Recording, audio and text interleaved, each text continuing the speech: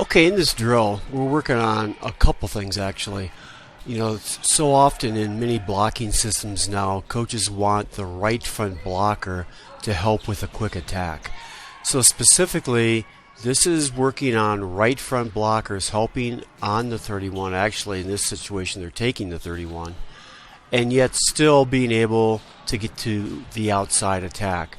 So the main priority is the right front blocker working on their body posture, lining up with the 31, reading the set out of the setter's hands.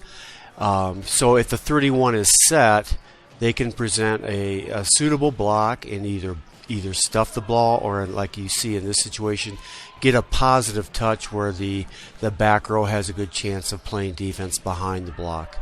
The second aspect of the block is going from the read position on the 31, and if the ball goes to the outside attacker, being able to get to the point of attack on the outside attacker, and again presenting a block that results in either a stuff, a quality touch that the back row can play behind them, or presenting a good block that the back row can dig around. And by good block, I mean something where the hands are on the ball, they're reaching to the back line, and they're taking away some court space. So as we go through this, that's going to be the main priority is the blocker working on those blocking moves.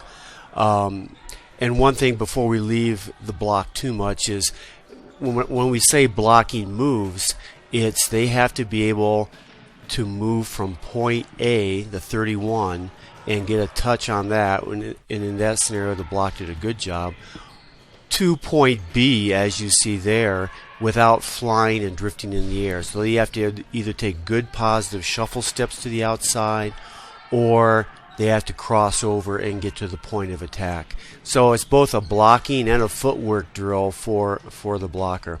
Now outside of the block, we've got the back row people working on digging around a single or a solo block. So they're working on their drop moves, going from a base position to dig the quick attack, dropping and digging more of a perimeter court position against the outside attack. So the defenders are working on those types of movements and postures, and then being able to pursue the ball around the block.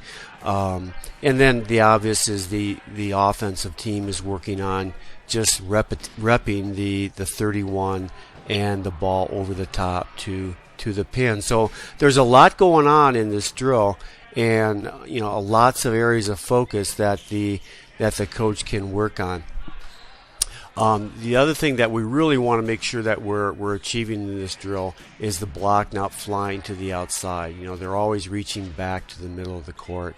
So great drill, and I think it's something that again, the drill itself doesn't mean you're going to get better, but if you work on the key points, the postures, the lining up, the footwork, all this is done before the ball is ever attacked. So those would be the priorities in a drill like this. But I think it's very game related, and it really helps your team, both read attacks and then react to the secondary option.